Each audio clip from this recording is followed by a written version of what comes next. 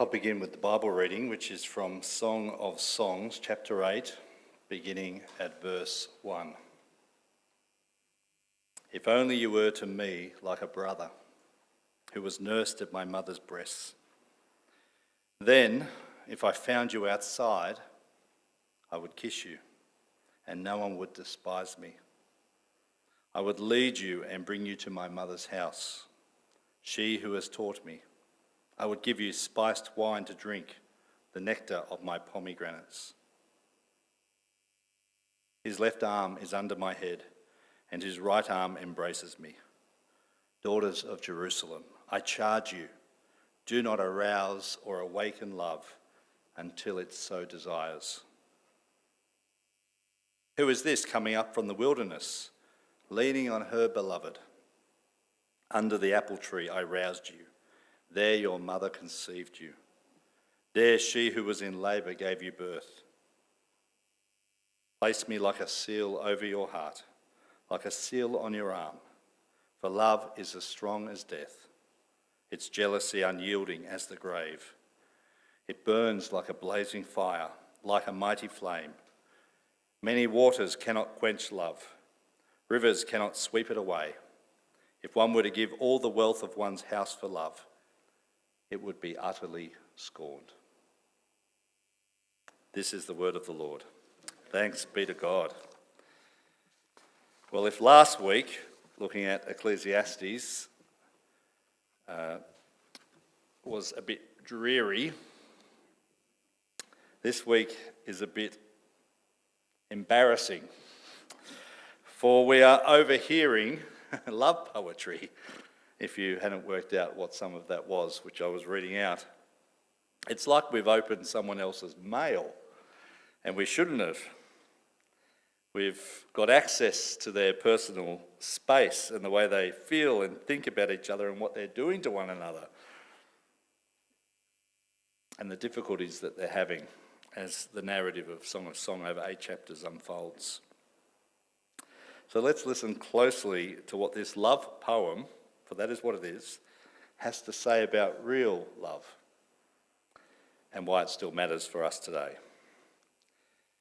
I'm going to look at most of these verses, which I just read out, as a kind of window into the whole book to try and take us on the journey of what is unfolding. It begins with the voice of the woman. If only you were to me like a brother who was nursed at my mother's breasts. Then if I found you outside, I would kiss you and no one would despise me. This poem is about forbidden love. If the woman says, you are my brother, I could spend time with you in public. That's what she's saying. I would even embrace you and greet you with a kiss. But as such things stand, our relationship needs to remain hidden, or at least contained for the moment. It's nurtured, but in subtlety. If you'd like to hear a contemporary parallel, last week I quoted from Madonna, so I think I can lower myself to this illustration. Do you remember the film, the 1998 James Cameron film, Titanic? Do you remember that? Well, you know the broad storyline, don't you? You know, there's a big ship, it's unsinkable. It goes across the Atlantic and finds itself at the bottom of the ocean.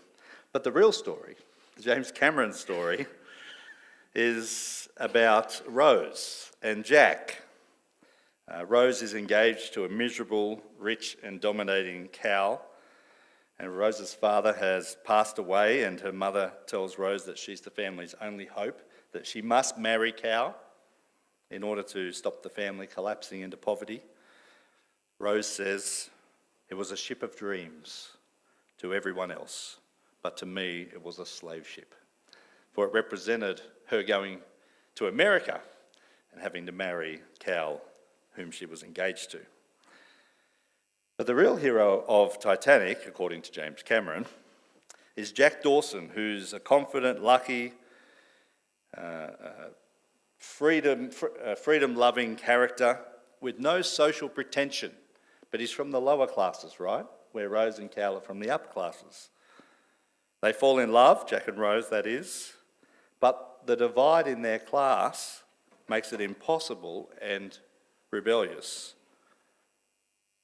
Jack introduces Rose into a world of freedom and authenticity, but like the lovers in the Song of Songs, their blossoming romance is against the conventions of the day.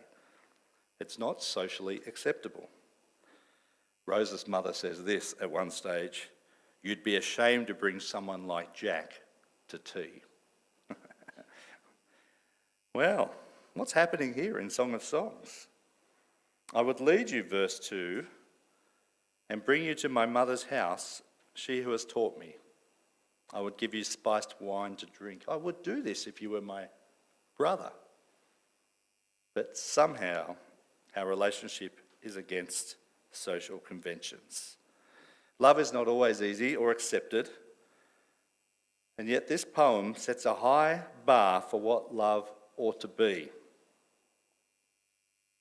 Despite the social and otherwise obstacles to their relationship, the woman is adamant, and I think it's in Scripture because she represents the voice of biblical ideals. So in verse 3, now this serves as a summary of all their interactions. It's a refrain almost. It occurs twice throughout the poem, exactly these words: "His left arm is under my head, and his right arm embraces me." These verses summarise an ideal relationship, as you read through the song, of exclusivity, of faithfulness, of mutuality, and of intimacy. The author of Song of Song wants us to think back to Genesis chapter 2, where flesh of my flesh and bone of my bone, the man meets his own counterpart, and they stand face to face in all vulnerability to each other. That creation account in chapter 2 of Genesis ends that they are naked and yet not ashamed. Vulnerable, but at the heart of vulnerability, or at the heart of trust, is vulnerability, which creates intimacy. What is the ideal of Genesis 2 and Song of Song? It's when you can look at each other, or a couple can look at each other, with all their imperfections and still be committed. Timothy Keller, in The Meaning of Marriage, says this: "When over the years someone has seen you at your worst and knows you with all your strengths and your flaws, and yet still commits himself or herself wholly to you, that is a consummate experience." Now, this is the second time that the woman has said this: "His left arm is under my head," of her beloved. And on both occasions, immediately following, she gives this charge to the daughters of Jerusalem. This is the audience in the song, the eavesdroppers, those who are reading the mail. This is for us. "Daughters of Jerusalem, I charge you, do not arouse or awaken love until it so desires." Now, what does this mean? Well, like a lot of the Bible, there's a lot of different ideas on what it means. I'm following somebody called Kamina Wurst, whose recent PhD on Song of Songs has been made accessible in this little book. And she, along with others, says this: that the woman is telling us not to settle for second best. Don't awaken love, don't enter into a relationship that does not reflect these ideals of exclusivity, faithfulness, mutuality, and intimacy. For there is throughout the Song of Songs not just an exaltation of an ideal, but a critique of exploitative relationships. And this may surprise you, as it did me, but there is criticism levelled at King Solomon throughout the book of Song of Songs. It's also called the Song of Solomon, so it's very interesting. Listen to how Kamina Wurst explains it. She says, "Solomon is not one of the main characters in the song, but rather a secondary antagonistic figure. The song draws on his portrayal in 1 Kings chapter 3 to 11, highlighting the negative aspects of his character and his reign to construct his depiction in the song. Where the love between the woman and her beloved is exclusive, intimate and mutual, the way that Solomon relates to women is exposed as polygamous, impersonal and coercive. Now, if you read verse 5, which isn't on the screen but it's in front of you, who is this coming up from the wilderness, leaning on her beloved? The woman is describing the ideal, her and her lover leaning on each other as they come from the wilderness into town. Have a look at how Solomon has been depicted in just these terms earlier in the Song of Songs, also coming in from the wilderness, like a column of smoke, perfumed with myrrh and incense, made from all the spices of the merchant. Look, it's Solomon's carriage, escorted by 60 warriors, the noblest of Israel, all of them wearing the sword, all experienced in battle, each with his sword at his side, prepared for the terrors of the night. Why does he have to come with all these soldiers? King Solomon made for himself the carriage. He made it of wood from Lebanon. Its posts he made of silver, its base of gold. Its seat was upholstered with purple, his interior inlaid with love. Daughters of Jerusalem, come and look.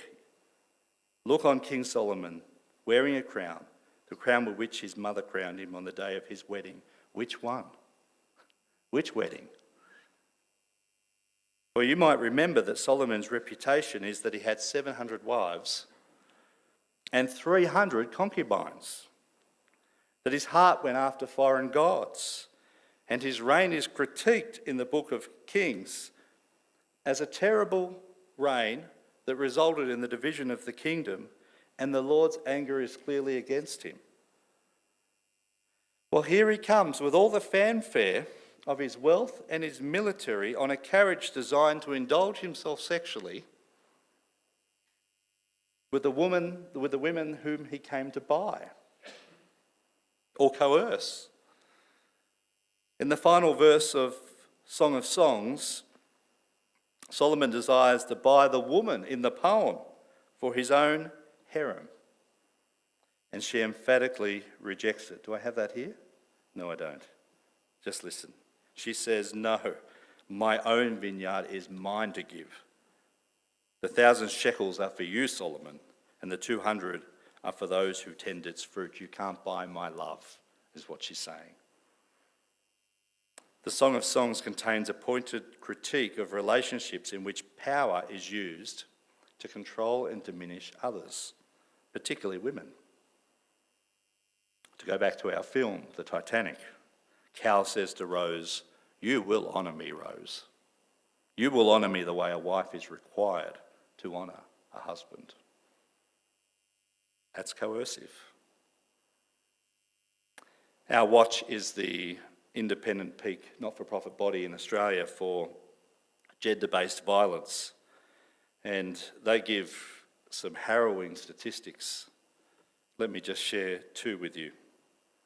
1 in 2 women, 53%, has experienced sexual harassment in their lifetime in Australia.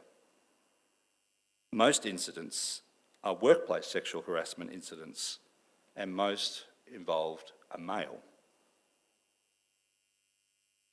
1 in 4 women, 27%, have experienced violence, emotional abuse or economic abuse by a cohabitating partner since the age of 15. Unless we think this is out there in the community, there was a 2019 study that the Anglican Church in Australia commissioned in which they surveyed 2,000 people. And what they found is that the prevalence of intimate partner violence among Anglicans was the same or higher than in the wider Anglican Australian community. The prevalence of intimate partner violence among church-attending Anglicans was the same or higher than among other Anglicans. That is, even if you attend church regularly and not just tick the box on the census, you have the same prevalence of domestic violence than those who just tick the box. And of all that group, it's the same or higher than the wider Australian community. The prevalence is also higher among women than men, and their other finding was this, that most Anglican victims of domestic violence do not seek help from Anglican churches.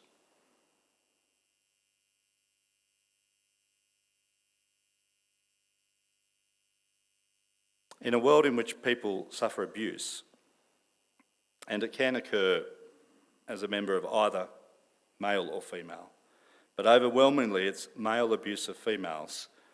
In a world like that, the Song of Songs depicts a relationship that is safe, that is monogamous, that is exclusive and faithful and mutual and intimate.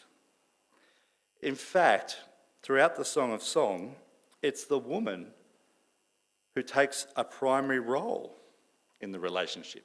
It's not as if the man is to do all the hard work in the relationship, open all the doors.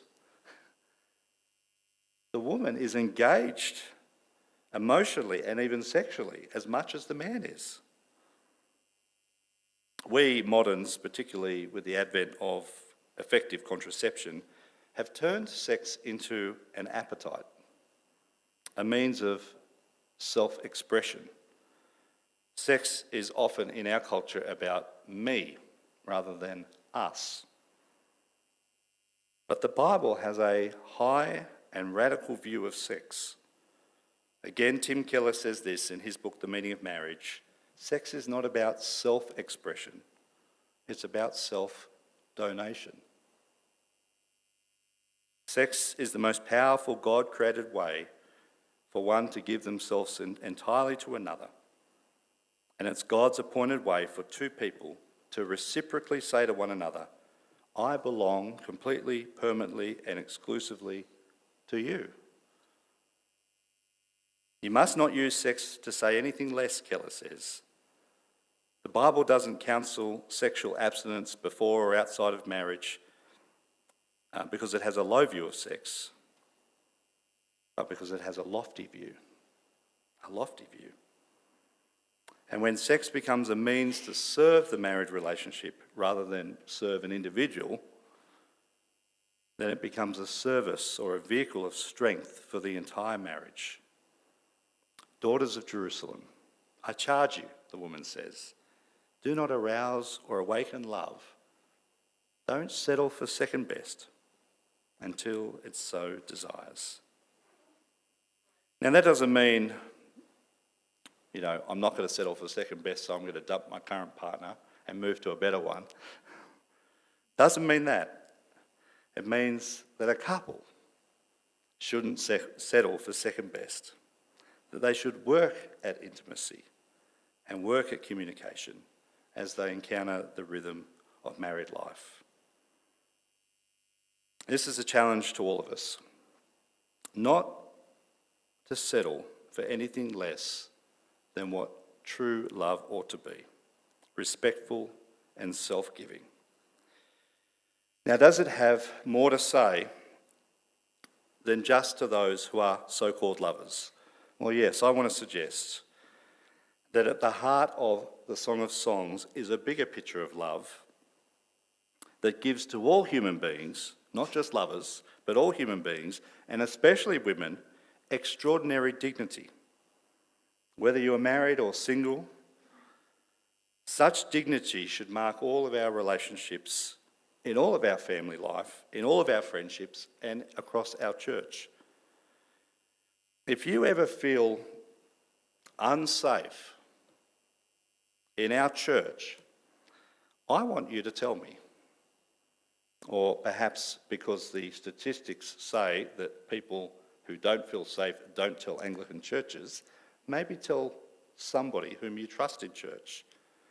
We have female leadership in this church. There is an inherent respect which relationships require, which arise out of the logic of what love is. The woman says this. Let me draw this to a close. Verse 6. Place me like a seal over your heart, like a seal on your arm, for love is as strong as death, its jealousy unyielding as the grave. This language of seal is language of promise keeping or promise expressing. The seal is like the ring that you place as your signature. It's an authorization. It says, I promise my very self.